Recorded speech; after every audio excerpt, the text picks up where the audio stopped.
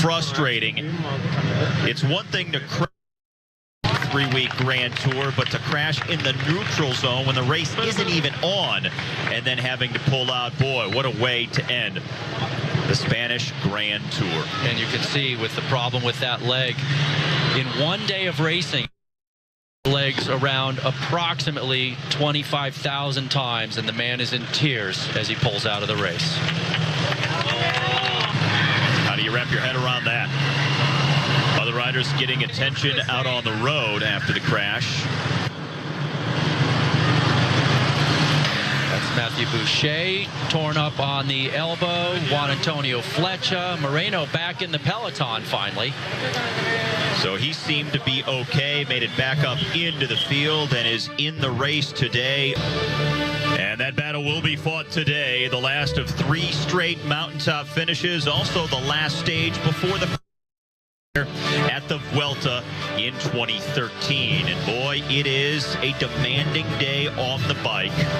Not early, but the beyond classification climb at the finish to really bring further definition to this general classification that's already been shaken up multiple times in the first week of racing. And Steve, over the 116 miles, the Cat 1 hits 15%, but the final climb, 2 sections of 18.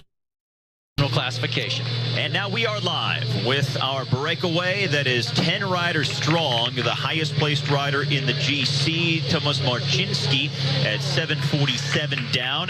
Part of this group that took a long time to come together and go up the road today. It took almost 60 kilometers before this move. The teams of the general classification leaders decided to let them go up the road. It's been a very active day, a very aggressive day of racing, highlighted by that crash we saw in the neutral zone at the start, featuring the red jersey of overall leader Daniel Moreno, who is back in the main field now, a field that trails our 10 leaders by and Katusha on the front, but they are down a man from that early crash. Alberto Losada has pulled out of the race, been forced to abandon. That certainly hurts them, as every guy you lose means you have one less soldier to get the work done on a very demanding day like this. Well, so much at stake on this stage, number 10. 15% grade is only a couple of kilometers from the finish line, Steve, so it's a perfect place for anybody who's got legs left at that point, if they've got someone else with them, to try and crack them. Now the Category 1 climb summits with about 28 kilometers left to go in the stage. And then once they go down that climb, which is sort of technical and can be dangerous depending on the way they ride it, once you hit the bottom, that final climb starts right away, so there is no rest in between the two. A wicked finale for today's race. 2 intermediate sprints right before the Category 1 climb. So it's all sort of packed together at the end.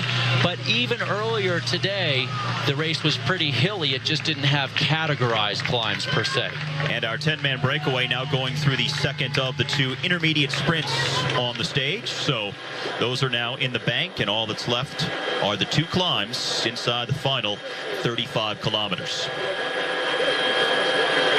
Now today's stage overall, 187 kilometers heading south, and in the general classification, the top 5 separated by half a minute.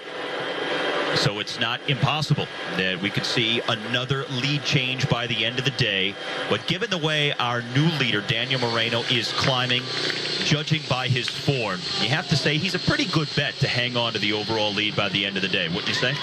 I would say a pretty good bet. I have a feeling that Nicholas Roche, who is only 1 second down, sitting in second place, will have a hard time challenging Moreno in today's finish. Vincenzo Nibali, he's sitting in third, down 19 seconds, and Valverde in fourth at 22.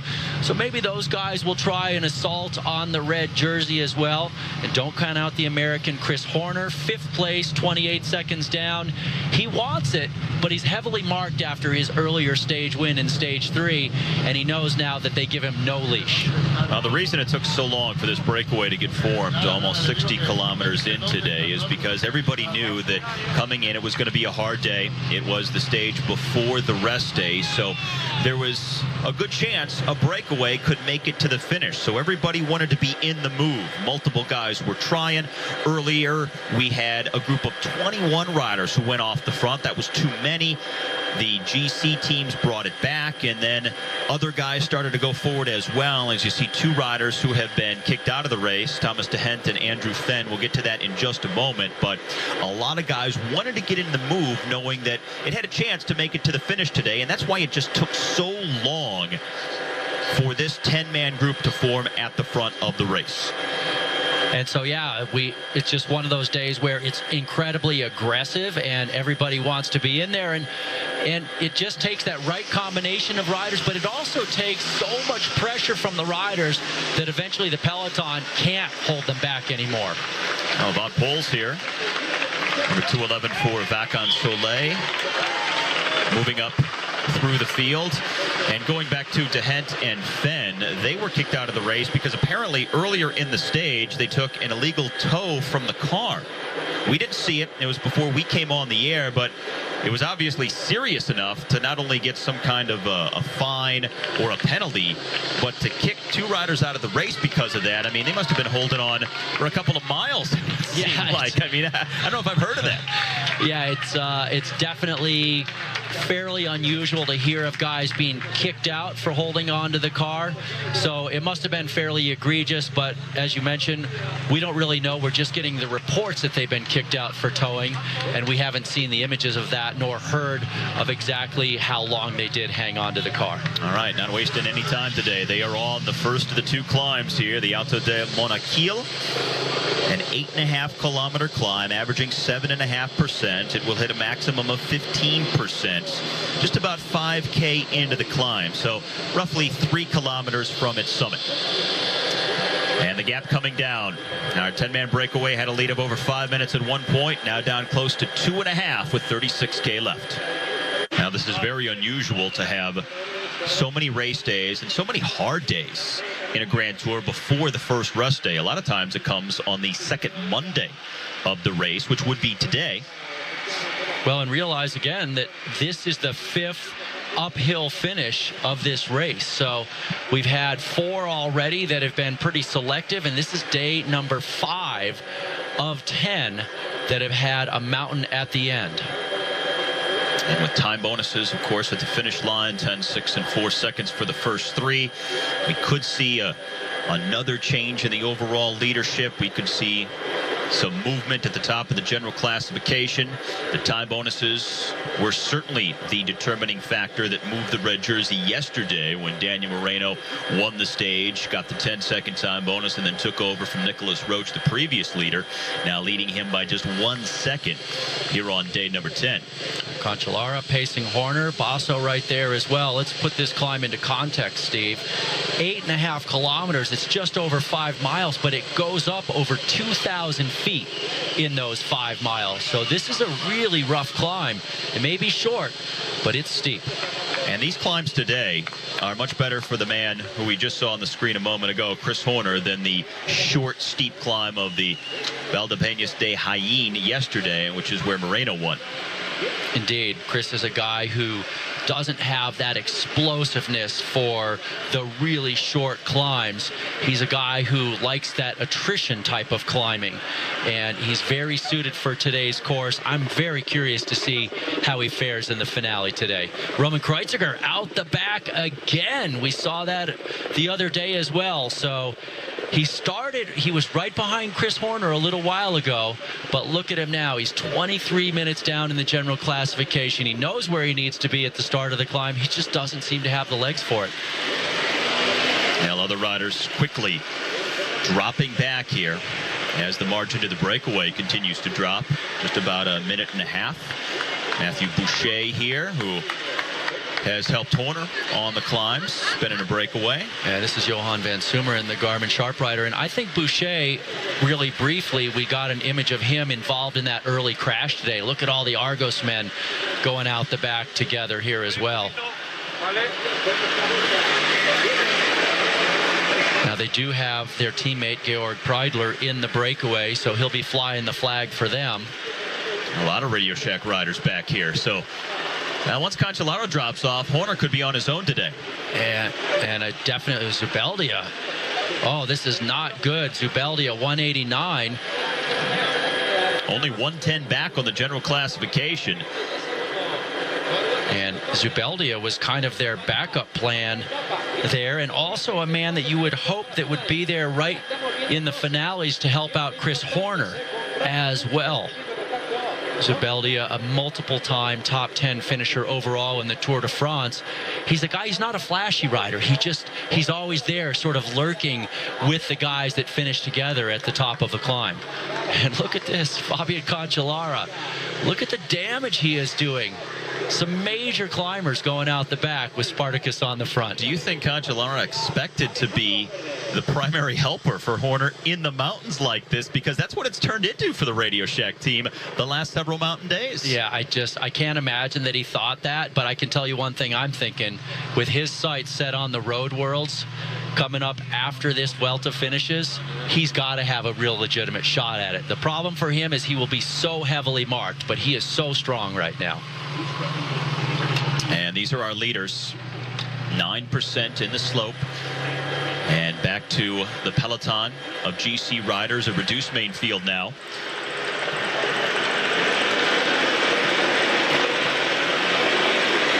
Now, the interesting thing about this climb, as we noted a short while ago when looking at the profile, if you drop off the pace here, once you go over the summit and then descend, you hit the bottom and the final climb starts right away. So there's not a lot of recovery time. If you lose contact here and lose substantial time, it may cost you the rest of the stage. Yeah, I agree. And even if you do make it back on, you're gonna not have any time to rest. And then when it starts pitching up for the final climb, you're just gonna get your ticket punched again. So we're seeing a major thinning of the peloton on this penultimate climb by Fabian Cancellara.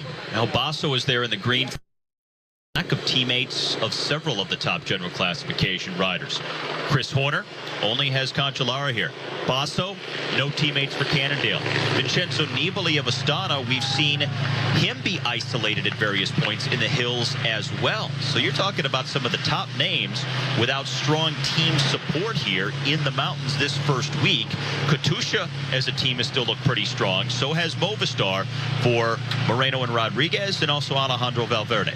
And so when you see the leaders of the teams get isolated with no teammates, well, then they have to bring back the attacks on the final climb, and they have to put their face in the wind, and that's when things really can unravel very quickly.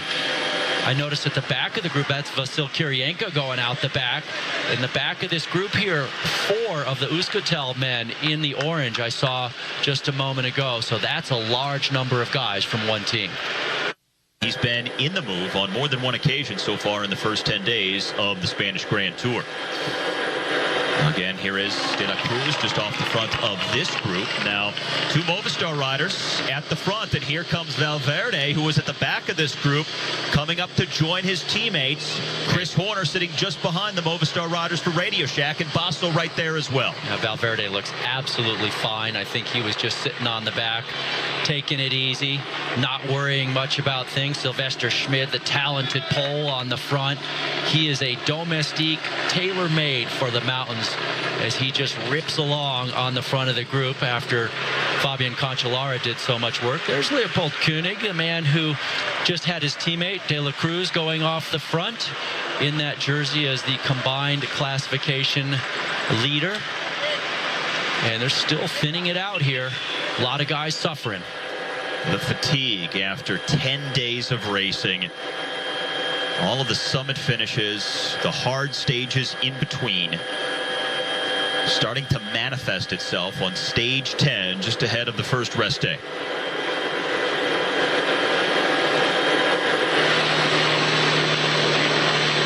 Alejandro Valverde just 22 seconds down. He's been picking up chunks of time along the way. If he's at the front at the finish of this stage, he'd be a good bet for the win. What a lot of guys don't want to have to do is come to the finish line with Valverde, because among the top climbers and the general classification hopefuls, he's one of the best sprinters. Yeah, indeed. He has got a combination of very important skills for bike racing. He can do a lot of different things. He's a great climber. He's an awesome finisher, and he time trials solidly, but he's a little bit inconsistent in the time trial. And the individual time trial coming up after the rest day on Wednesday. Another opportunity to further sort out the general classification. So today and then Wednesday are really going to bring some clarity as we hit the midway point of the season's final Grand Tour shortly. To the front of the race right now, and things starting to split up from the original 10-man breakaway, so there are some riders in between, then that small peloton behind, but everybody getting much closer on time now. Just over 1 minute separating these groups, with just over 30 kilometers left to ride. And Marcinski is a man on the front here who, as he was 13th, excuse me, last year in the 2012 edition. And also in 2011, he won the road and time trial championship of Poland. Hope for Italy to continue to develop into a Grand Tour contender. Won a stage of the Giro d'Italia back in 2011. That was his second pro win, and that's when everybody really put him on their radar. And now a minute back down the road. Pareto and Moreno in the middle of this group. And to finish the thought on those two, the thing that I believe is going to make it really work for them is the fact that they're such good friends. They're roommates on the road. They train together. They've been riding together for several years. So even if they remain close on the top of the general classification, as we get a look at Sammy Sanchez also in this group, I think that you're not going to have that contentious relationship that could otherwise develop between two top rivals. Pareto and Moreno will be able to sort it out in an amicable way. For sure. They're really good buddies. And Moreno, you know, he's got to be so happy with his race already. He's got 2 stage wins. He's in the overall lead. That's a massive success for him. And he's very happy to work for Pareto Rodriguez to win the overall if they can get into a position to do that. And likewise, Pareto knows that if Moreno is in a position to win, he's more than happy to help him do it. So it's a very enviable position. And with Zubeldia now getting dropped out of that lead peloton, Horner had a teammate who was high up there, and they were the only 2 teams, Radio Shack and Katusha, that had 2 guys that were high in the general classification. So it is a very enviable position to have 2 guys up high. Diego Ulissi now the only man out front here on stage number 10. This is a small downhill section that's part of the climb. It will kick back up to the top at 27.8K from the finish. And now the field onto that downhill. Martin Kohler being picked up from the breakaway there. 2-time national time trial champion of Switzerland last year and the year before. And there are fewer and fewer guys remaining from that original group of 10. Koenig here, look at this, he has come unhitched. You could see he was suffering. Now, he was sick yesterday. He hasn't been feeling well. His team director said that he's been dealing with some kind of a bug, so this is not a huge surprise to see him. Oh, and you just feel for the guy. He's absolutely suffering, and you wonder, well, why isn't he just pedaling super hard on this downhill? It's because he's completely shot, and he needs that little bit of rest, so he just tucks for a second, sets up for the corners. If he takes some risks, maybe he'll get back on, but don't expect him to stay on the final climb. He's really looked like he's been in trouble for a while. Ulissi, our leader, Marcinski, just a couple of pedal strokes behind, and then the Argos rider. Yeah, it's Georg third Breidler. place right now, yeah. Breidler trying to come back up as well. All right, at the front of the heavy hitter group, 2 Movistar riders supporting the man in the green jersey, their teammate Alejandro Valverde. Chris Horner off his left shoulder. To Valverde's right, Ivan Basso. Jakob Fuglsang also there for Astana, the teammate of Vincenzo Nibali.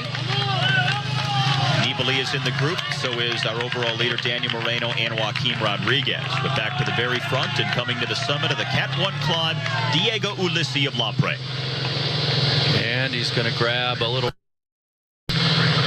and head on down the mountain. All right, so a tricky descent coming up. And once he gets to the bottom, the final climb starts pretty much right away.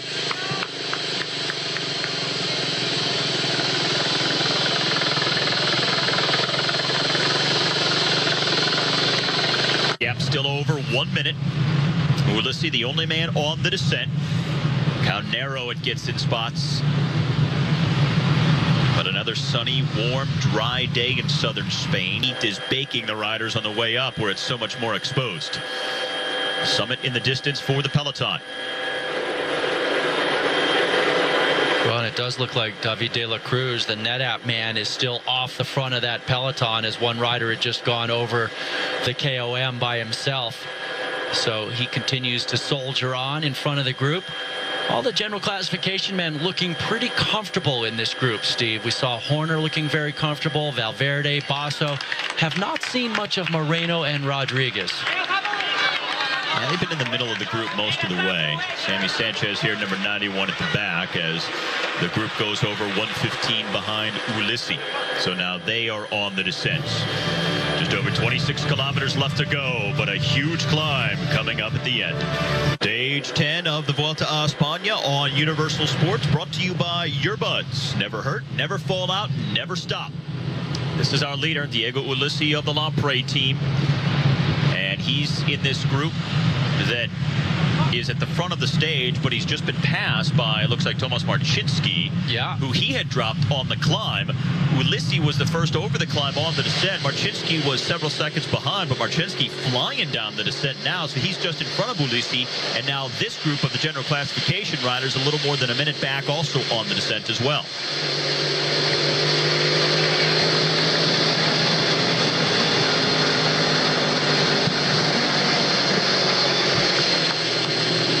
Movistar leading the charge.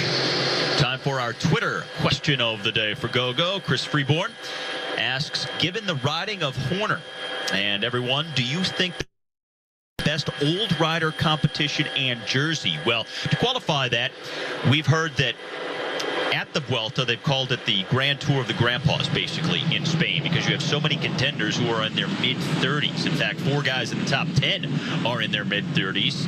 Horner, the oldest rider in the race, at 41. So the old boys are making a mark. Go, what do you think? Oh, boy. Boy, how do you say this respectfully? You know, it's interesting. As you age as a professional cyclist, everybody sticks a microphone in your face and says, well, how does it feel to be 41 and in the, you know, fighting for the overall? How does it feel to be 37 and riding so well? When are you going to retire? And the guys kind of get sick of that eventually. I think it's a fun question, but I certainly don't think we should add one. Here's the answer, and this is the key to it happening. If they can find a sponsor for it, the race will do it. Exactly. If somebody will spend money for the jersey and the title, they'll do it. That's all that matters. Well, and look at this race. They don't even have a best young. So it's every race kind of has their own thing. This race, they do the combination classification, which is general classification, points, and mountains, and whoever is the best in all 3 of those. So different races have different styles, but you got to admit, there are a lot of guys older than 35 that are right up there in the general classification in this race, and one of those guys could win this race overall. Now Tomasz Marcinski, the pole, now at the front, just ahead of Ulissi.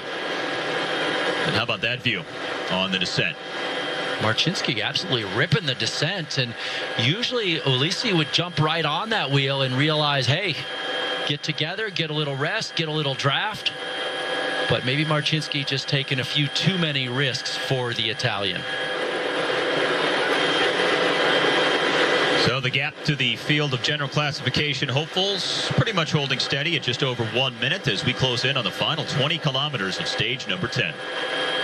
These are the riders at the very front right now with 19 kilometers left to go. Steve Schlanger, Todd Gogulski, they are on the rapid descent of the Category 1 climb, the Alto de Monaquil. Once they get to the bottom, they will basically start the final climb, a beyond classification ascent of the Alto de Hazayanes that's just about 16 kilometers long with a maximum slope of 18%. So that's what's remaining here in a very critical stage 10 before the first rest day tomorrow, with the general classification tight at the top. 5 guys separated by less than half a minute, and those 5 are all long-term hopefuls to wear the red jersey. And Steve, at this point in the bike race, they have completed about 102 miles. So they are well into this race. Lots of time in the heat, lots of climbing. The 10th day of racing without a rest day. They'll certainly be earning that first rest day tomorrow. Georg Preidler, the Austrian for Argos, here in the white, coming up on the back of the pole, Tomasz Marcinski of Vacances Soleil. And he's going to go right by him on the descent. So the Argos rider, Preidler, is now at the front of the race with the final climb on the horizon.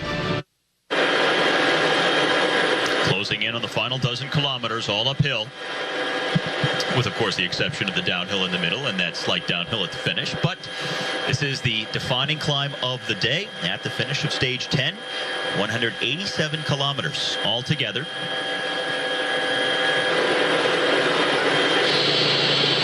So Movistar here in front. Alejandro Valverde in the green jersey has 3 teammates pacing him. Chris Horner without any teammates left. 3 Katusha riders, 2 of which are the race leader Daniel Moreno and Joaquim Rodriguez. And the 3 men at the very front right now. Tomasz Marcinski of Vacances Soleil in the yellow and blue. The pink and blue of Lampre, that's Diego Ulissi and Georg Preidler in the all-white for Argos Shimano. Their lead 112 on that group of the main field contenders.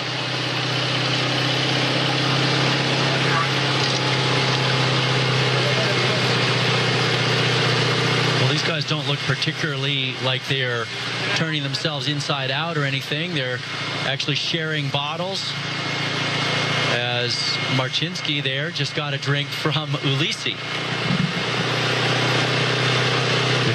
They're keeping a nice steady effort here. They know there's a lot more to come. We are down to the final dozen kilometers of stage 10 at the Vuelta a España.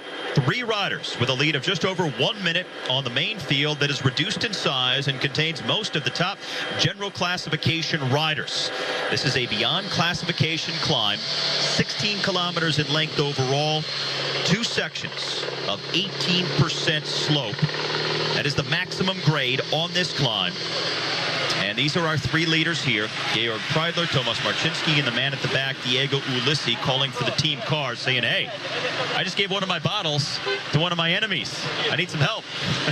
Help. I need help.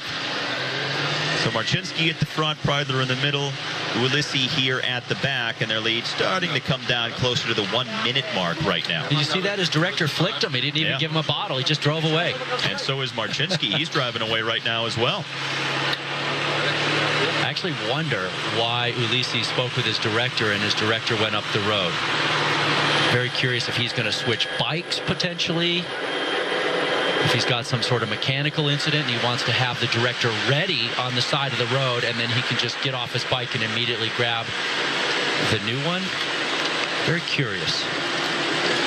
Sammy Sanchez in the orange and black of Euskaltel, number 91, a team that was set to disband, but now news that Formula One driver Fernando Alonso has purchased the team, and they're going to continue. We don't exactly know what the name of the team is going to be, but they're going to have a new base in Asturias, and they're going to continue one of the long-running teams, one of the signature squads in the sport. It was going to be sad to see them go, but now apparently they will continue under new ownership. And sad to see this breakaway breaking up as well. But Steve, I want to just mention that McMahon was talking about actually sponsoring a team for the last few years. In fact, there were rumors a few years ago that Alberto Contador was going to lead up a team that he was going to put together. That never happened, but he's obviously kept a keen interest in the sport. I've heard there's a little money in F1 racing, so no surprise to see him funding a cycling team now as Marcinski is out solo at the front of the stage, dropping Preidler and Ulissi in the process. Marcinski, the big news for him earlier this year is, well, just back not long, early August, he won the mountains classification at the Tour of Poland. So just about a month ago, he triumphed in that classification.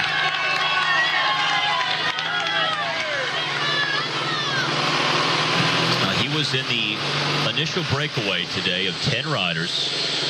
He passed Ulissi, who had been the leader on the descent to the Category 1 climb that they went over a short while ago. Now he's the leader on this final climb, the Hazianis. And other riders from the breakaway being picked up by the peloton as Marcinski rolls through the 10K to go banner.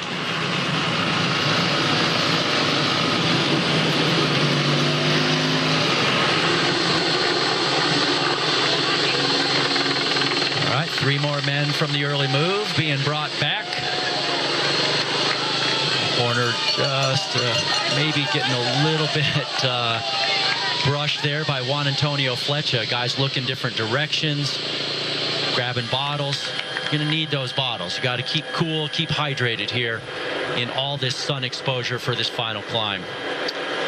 Well, Coco, I'm thinking that for Katusha, this could set up very well because Joaquim Rodriguez hasn't really made any huge accelerations in this Vuelta. He's been sitting back. He's less than a minute off the lead.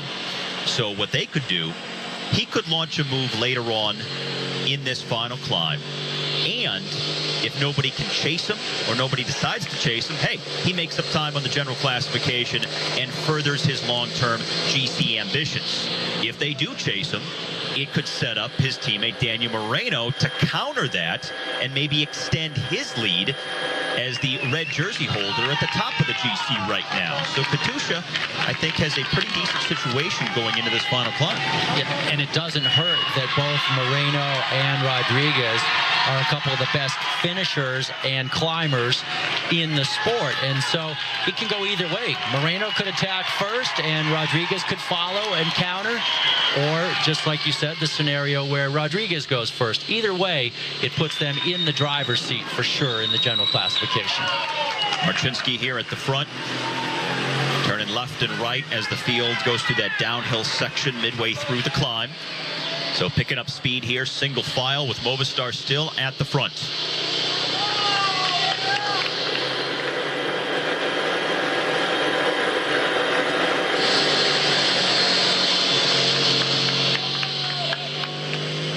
And if Alejandro Valverde, who has his teammates in front of him here at the front of this peloton, if he is with any riders at the front when they get to the top of this climb, it flattens out in the last kilometer, a little downhill at the finish. He would be tough to out-sprint. And with a 10-second time bonus, he could continue to take back time as he works towards the top of the GC. And right now, they're all chasing this man, Tomasz Marcinski. And he is coming up on the steepest section where it'll hit 18% with 7 kilometers left to go. But that's just the first of 2 times it hits 18%. The second and final time will be in the last 2 kilometers of the race. First, he's got to negotiate this very tricky descent. And this is a nice one to kind of be on your own on. But at the same time, sometimes it's nice to be in the field because you watch a few guys go through the corner in front of you and you know if you need to scrub off a little bit more speed. But imagine this with 150 guys. They got to be happy that they've already thinned out. And here it's very steep. All right, this is where it's going to get up to 18%. And they lose all their momentum as they went over that bridge and immediately 17%.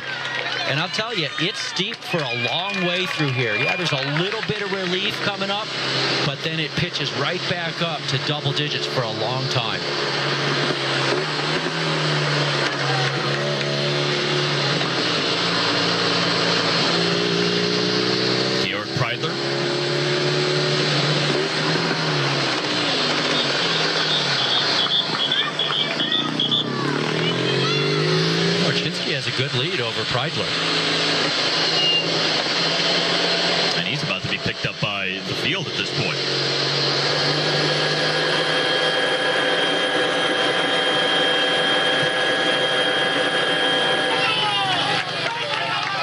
Marchinski really trying to muscle his way up these steep pitches. Almost 20%. 7K to go for him. Preidler, who was at the front of the race earlier, is about to be swept up by the Movistar-led reduced main field. Watch how quickly they come by.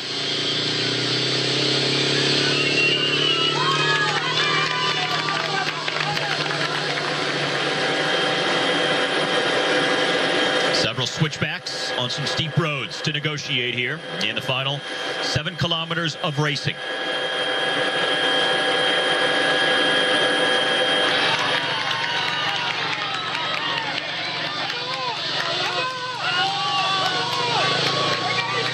Marchinski not won a race since 2011 when he went the TT and the Road National Champion of Poland among his other wins that year.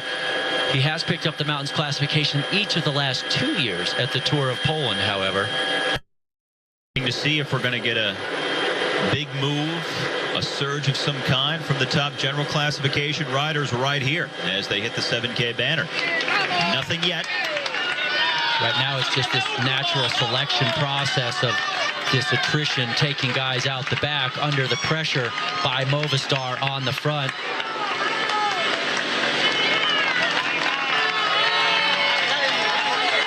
There's nowhere to hide when it's this steep. Marchinski is up there once again in another really steep section as the field now, what's left of it, 17–18%, and Igor Antone once again going early on a climb.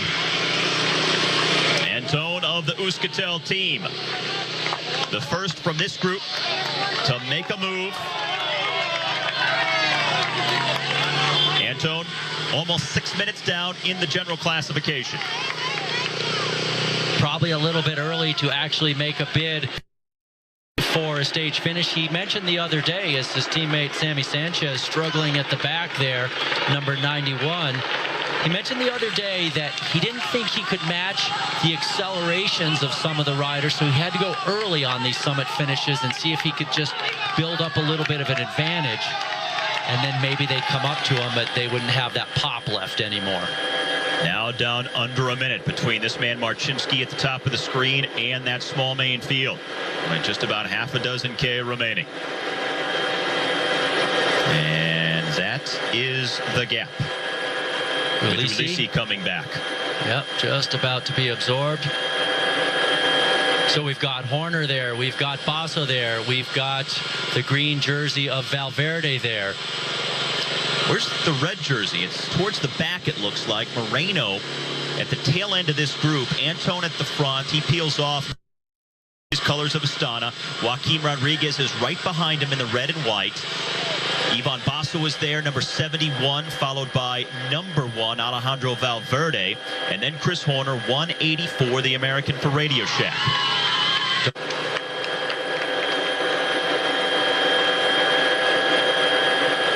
Full song, Nibali, Basso, Rodriguez, Valverde, Horner. And there's the red jersey at 6K, coming off the back a little. That's why he's not the team leader. Danny Moreno in trouble on this climb. So we could definitely see a new leader by the end of the day. Remember, Moreno was leading Nicholas Roach by 1 second, Nibali by 19, Valverde by 22, and Horner by 28 seconds. And I'm not seeing Roach in that group. Marchinski still at the front, but the turning of the pedals has slowed. Full song, pacing Nibali at the front of this group.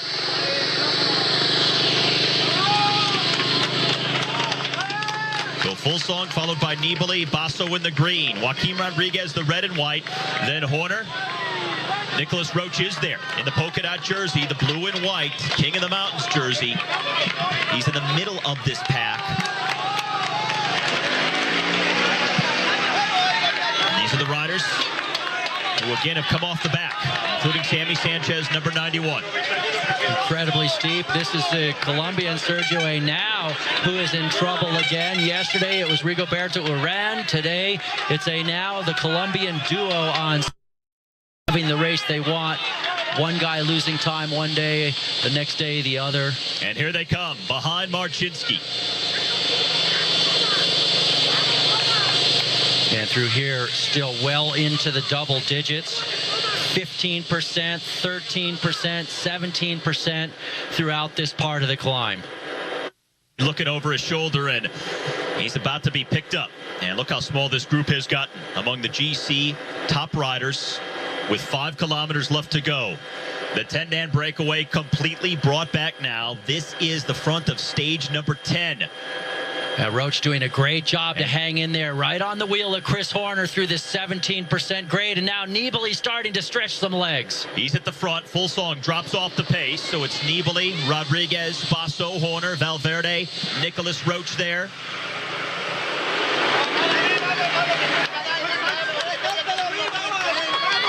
And Daniel Moreno here.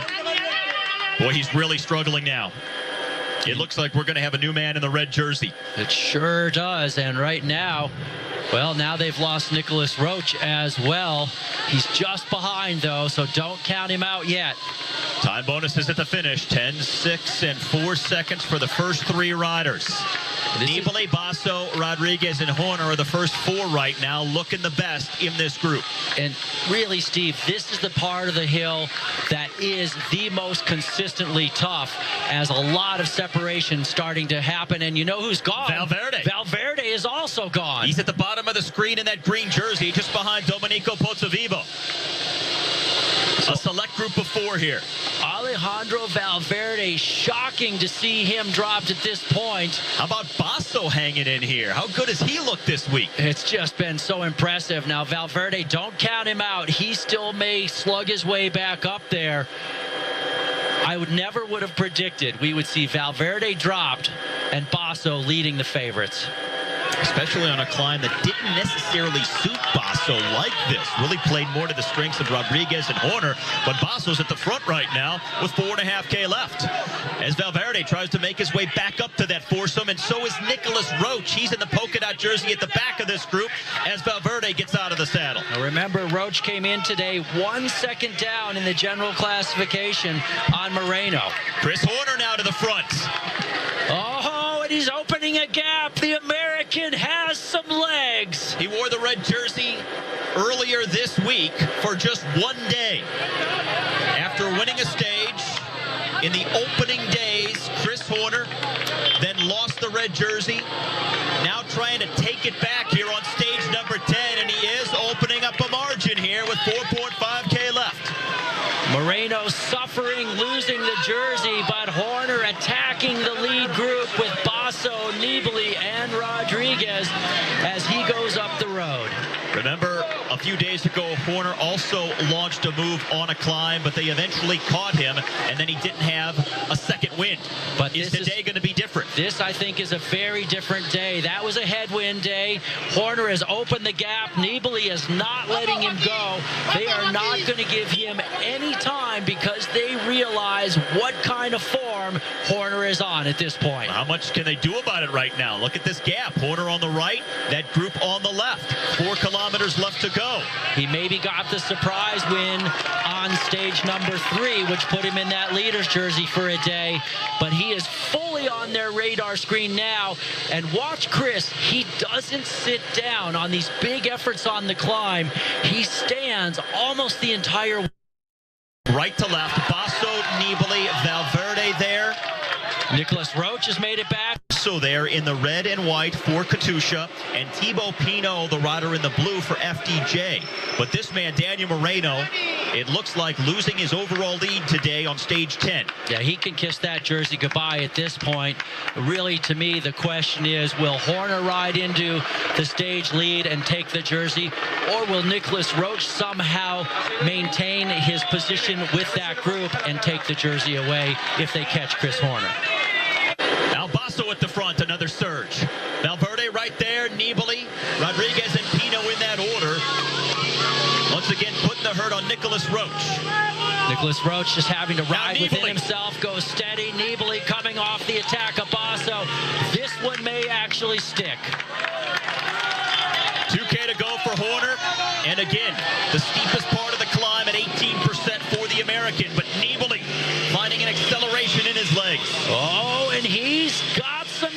right now. He finally got clear of the others, and he is charging hard. The former Vuelta winner, this year's Giro d'Italia champion, and now Nibali trying to take back time on Horner, who's at the very front with under 2 kilometers left to go. I think Nibali's going to blow himself out just a little bit here because he's going so incredibly hard trying to close down the gap to Horner. And when he hits that 18%, I don't think it's going to feel very good. Now, Nibali started the day 9 seconds ahead of Horner in the general classification. And right now, those two holding the top 2 time bonus positions on the road. Horner would get 10 seconds for the win. Nibali would get 6 seconds for second place if this were to hold.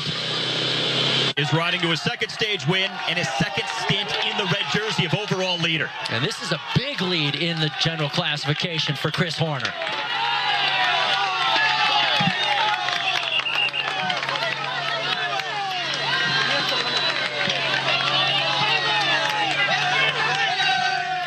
Half a kilometer away now. Nibali trying to limit the damage. Trying to keep himself in contention because after the rest day tomorrow, the time trial on Wednesday could favor Nibali a little bit more, so he could take back some more time on Horner on stage number 11. But he wants to keep it close here today to make the time trial really count. But certainly a big shakeup in the overall general classification on this 10th consecutive day of racing at the season's final Grand Tour. And how interesting it is to see these guys battling it out after they battled it out last year in Tirreno Adriatico. Horner led for several days. Nibali ended up winning the overall by only a handful of seconds, and Horner ended up second. Chris Horner turned professional back in the mid-90s. And now after 4.5 hours of stage 10 at the Vuelta a España, he's pulling in to his second stage win and what looks like his second spell in the red jersey of overall leader.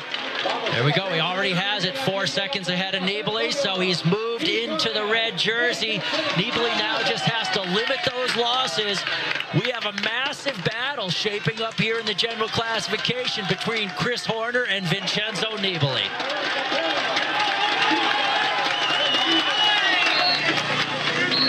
Horner got the 10-second time bonus, plus whatever gap he ends up with. Nibali will get a 6-second time bonus for finishing second.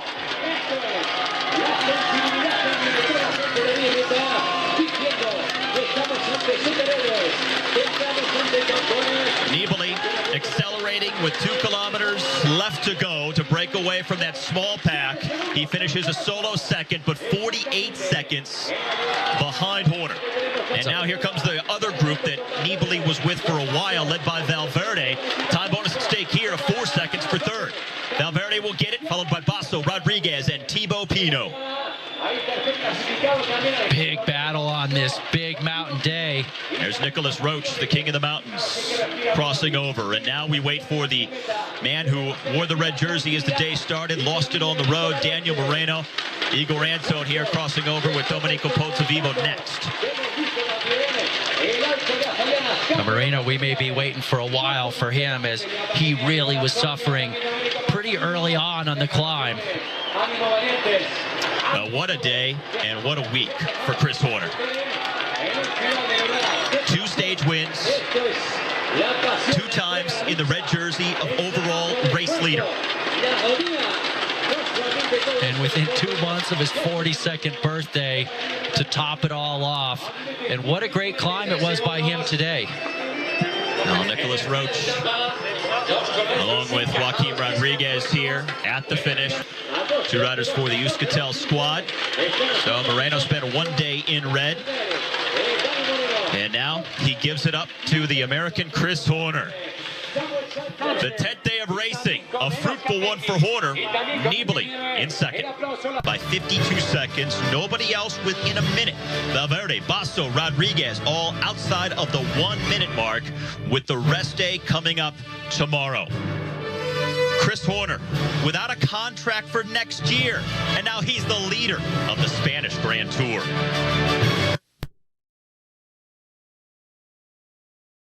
It is the only individual race against the clock in this year's Vuelta, a time trial of 39 kilometers. And Chris Horner will be the last man on the course because he is the leader at the top of the standings, just about midway through the season's final Grand Tour, leading Nibali and Roche in the top three with some other marquee names right around the 2-minute mark, with still half of this Vuelta left to ride. From earlier, here is the route for today's individual TT. Steve, a pretty straightforward route in terms of the technical aspects. You can see that they start and finish in the same town. That Category 3 climb halfway out, and wide open roads. It's really just a question of how hard they have to hit that climb. So that climb, about 2,000 feet of vertical from the start to the top of it, and a 24-mile event. So you really got to go very deep on the climb and then try and get a little recovery and hold on from there to the finish. Martin setting all the best marks when he was out there and making it look like he might be the man to beat. But the real question for me was, he's not as good a climber right now as Fabian Cancellara, and would the climbing of this course prove to be that which unseated him? Now, that was one of those climbs where you wonder, okay, could he still get over it and have the best time? Because he can't get over some of the hills. Obviously, he'd prefer an all-out flat time trial, but this is how he came up to the line. And when I talked with him a few days ago, I asked him about this time trial, and he said he didn't know. He thought it might be too hard for him and the time trial specialist.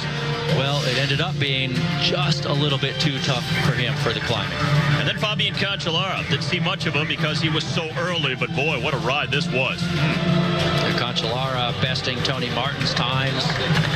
He didn't best him at the first time check. Originally, he started out just that teeny bit slower, but then he got the engine rolling. And that's the thing about Cancellara. He in the TT with the climbing in this one, I knew he was going to be very well suited, and then continued to power along very well on the first 18 kilometers of the course that were almost completely uphill, a few times getting out of his aero bars to opt to get in the wider position, but setting good times throughout the course.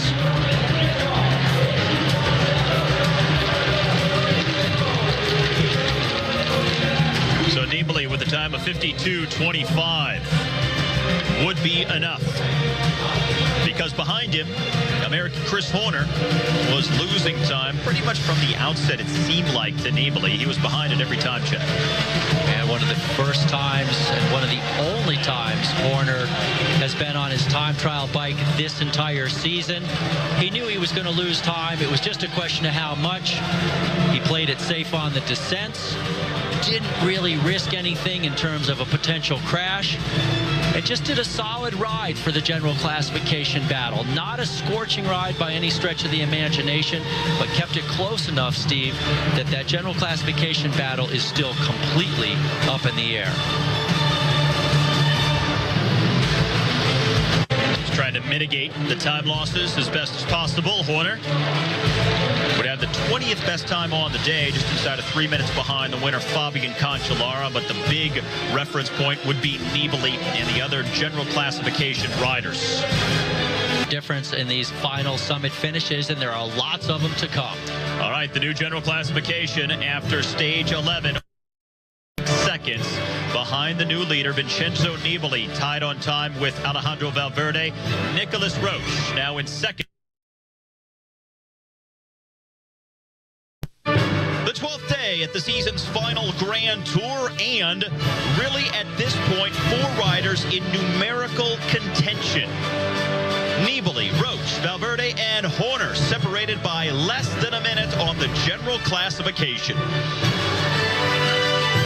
The sprinters should fight it out, given the fact that they are running out of opportunities here at this year's Vuelta, and today's 164-kilometer effort taking the riders east in northeastern Spain over to the Mediterranean coast. And a fairly straightforward day, but you do notice as they get close to the coast there, Steve, there is a Category 3 climb. Just one climb along the way, midway through the course, but a rather tricky finale, which has become rather commonplace at this year's Vuelta.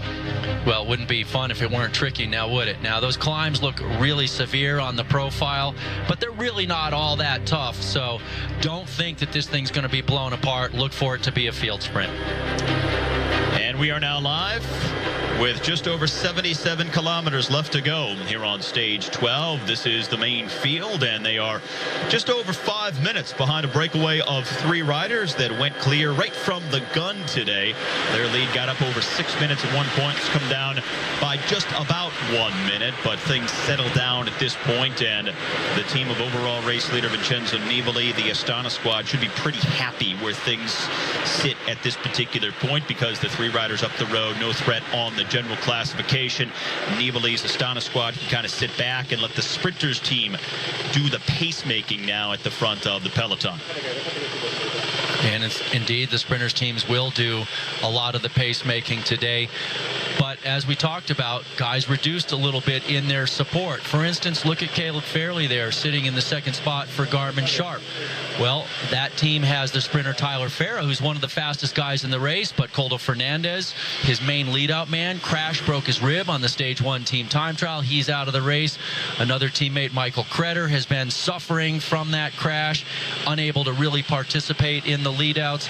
And the teams just get worn down. They've lost Dan Martin. He crashed, finished a stage, but then really complained mightily and said it was too hectic, and he's out of the race. So a lot of teams are whittled down, just like Garmin Sharp is. Our first look now at the breakaway, and out front in the green and white of Caja Rural is the 28-year-old from Uruguay, Fabricio Ferrari. Behind him, the rider in the blue for FDJ, the 26-year-old Frenchman Cedric Pinault, and the years of age, the Belgian Romain Zingel. Now, these guys, Steve, way down on the general classification, and really no threat at all. To even stay away would be a minor miracle. Look at how much distance they have to go. Almost 77 kilometers with a 5-minute advantage. And so basically what's happening today is a lot of guys are sort of taking a little bit of a day off. You got 3 guys up the road. There's not a ton of horsepower. They don't have a huge gap. The field's not chasing that hard, so the race is actually slower today than projected by the organizers. So what's at stake in stage number 12? Don't expect it to be much of a general classification battle today. Sprinters really running out of time to make it a field sprint finish today. They may not get another chance the rest of the way. And can someone surprise the sprinters in a breakaway, maybe a late stage attack? I think that's the most likely of the scenarios at stake today, upsetting the field sprint in some fashion. Yeah, but as you mentioned just moments ago, you know, those sprinters are very hungry. They want an opportunity to get another one. And, you know, I spoke with the director, Neil, they were already into the race. And I said, look, you know, you guys you've sort of shown your hand in these field sprints, but you've also said you're not going to do all the work. What's the plan today? And he said, absolutely. We are not going to ride on the front all day. We don't have the horsepower for that. If other teams want to help chase, we'll control it with several other teams, but don't expect to see Orica Green Edge up there all day riding for Michael Matthews. So we are underway. Long way to go on stage number 12. 76 kilometers left on the road, but the time to the breakaway coming down now under 5 minutes on a sunny, warm day in northeastern Spain. The 2013 Vuelta a España on Universal Sports is presented by Earbuds. Never hurt, never fall out, never stop.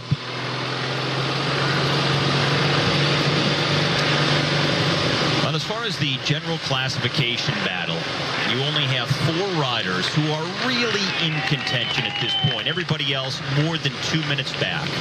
So when you look at the top, led by Nibali, followed by Nicholas Roach in 2nd, Valverde in 3rd, and Horner in 4th. We're into our 12th day now. Just under half the race remaining. Still 6 uphill finishes. At this point, I think things are going to play out from here. I just felt this building the whole way. Oh, it was building, brother. There he goes. He's all right. You want me to read the go-go crystal ball for you? I want you to pull it out, peer into it, and use your clairvoyance to give me a sense of what to expect. I think the battle right now is really, I mean, I think Nibali's in the driver's seat. He's very strong. He's climbing well. He's got a solid team. And, in fact, he may have a little bit more help in the mountains than Horner does. And we'll see about Valverde and Rodriguez. You know, it kind of changes day by day. That being said, in the early mountains, first half of this race, Nibali has been isolated at various times, which has worked to Horner's advantage. Well, everybody's been isolated. That's the thing. Like, at a certain point, everybody's been isolated in these mountain stages so far. And that's one of the things Horner and I were discussing on the rest day. He said, look, it's really going to come down to who's watching who amongst the favorites. And those guys that you just mentioned, Rodriguez, Basso, those guys continue to separate themselves from everybody else, and they come to the summit finishes the last few kilometers looking at each other. And so eventually it gets down to this point where they start attacking each other, and it becomes, well, who are you going to let go? And at a certain point, you just don't know. It's almost like you let go the guy that you think is the least dangerous of the group. Well, from the three-man breakaway, two of the riders here have separated themselves. They have lost Cedric Pino of the FDJ team. It's Romain Zingle of Cofidis in the red and Fabrizio Ferrari of Caja Rural here, with just over 70 kilometers left. The thing about the overall general classification is here at the Vuelta, it's not like the Tour de France where you always have one extremely strong team that control things in the mountains. You have teams that are pretty strong, but you're going to have a lot of guys who are going to be isolated. So you're going to have a lot of one-on-one battles going on at some point. So it's going to come down, as Chris Warner pointed out, to luck and tactics for those riders who want to win. Yeah, that's exactly what I'm saying too, and that's what makes this race very interesting. Is you get all the favorites separated from their teammates, and they start taking shots at each other, and eventually somebody takes a shot after enough hard shots have happened, and they get away. And so we're really going to look tactically at this battle. It's not going to be attrition, I don't believe, that's going to settle.